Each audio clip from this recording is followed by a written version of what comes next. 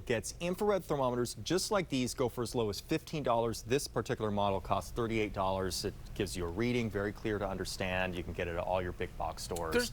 There's not a parent out there that would want their kid out on a field that's over 150 degrees. That doesn't make any sense at all. Even 110.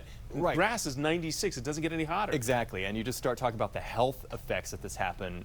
And some counties, like Montgomery County that we showed, they had specific policies and they were really on top of it. Other places, parents need to be aware that, sometimes you might just want to bring these thermometers, and if you see the temperature is way too high, pull your kid out. It may not be worth it. A big component of this is the awareness, so we thank you for that, Nathan. Thanks, just yesterday, ABC7 meteorologist Eileen Whalen put the spotlight on how athletes need to prepare now for the heat of those upcoming fall sports practices. Find that story and all of Good Morning Washington's Back to School Week coverage online at WJLA.com.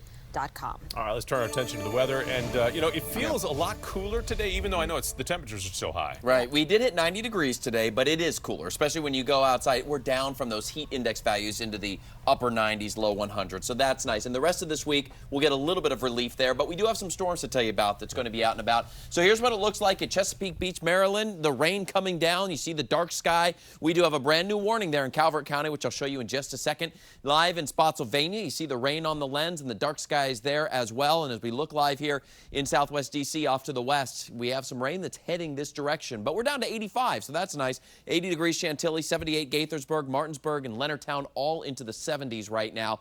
No rain at the moment within the Capital Beltway, but it is getting closer. In fact, this little line right here, this is what's called an outflow. It's relatively cool air from the storms off to the east, and that, combined with the rain that's out over Prince William and Fairfax County, could easily come together and trigger some more of those storms. But we do have a brand new severe thunderstorm warning out now for Anne Arundel and Calvert County. It's the same storm, but National Weather Service has reissued the warning on it. Winds to 60 miles per hour.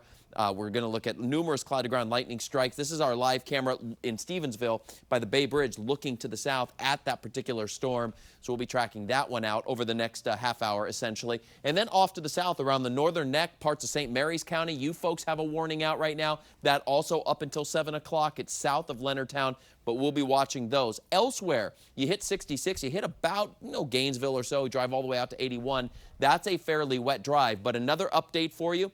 The severe thunderstorm watch that was in effect has now been lifted for most of our area. It's still off to the east and to the south, and there's some individual warnings, but that is a much improved forecast, at least the way things are looking, and the flood watch has been lifted as well. Doesn't mean we couldn't see these things, but the overall conditions are not going to be conducive for that. So we jump ahead to an hour. Most of that energy is going to be off to the south. We could potentially see some of that here around the district, but we're going to take the chance down a little bit, and dodging it a little. But in terms of severe weather, I would not expect that likely in the district tonight, but some rain through about 9, 10 o'clock, and then things will scoot on out of here. By tomorrow morning, we're going to be dry. We're going to see another day like today where it's dry in the morning, and then we get into the afternoon, and we'll see some more showers and storms popping up. I do not expect them as widespread. I do not expect them as strong as they were out there today. And I think you'll have much more dry time during your day and those temperatures down a little bit. So we're talking about mid-80s, maybe some upper 80s, some afternoon and evening storms likely around the region. And then we're getting to Friday, Saturday, same thing. But look at these numbers into that 86 to 88 range, which is where we should be this time of year. So down, dropping out of the heat wave there as we go on into the next couple of days, but still certainly going to feel summer-like out there. The city opened. Good news, Scott. We have not seen the showers out there yet. We're tracking it. We'll be monitoring it very closely. How are things where you are? Yeah, Bill, I will say this. The sky's looking a little bit ominous right now, but nonetheless, some great tennis action here at the City Open. Call it a youth movement, my friends. A 17-year-old from right here in Washington stealing the show. That's next in sports. ABC7 and FH4 join forces for Operation Backpacks. Help local kids start the school year right. Donate new school supplies and backpacks through Volunteers of America. For details, go to WJLA.com/backpack.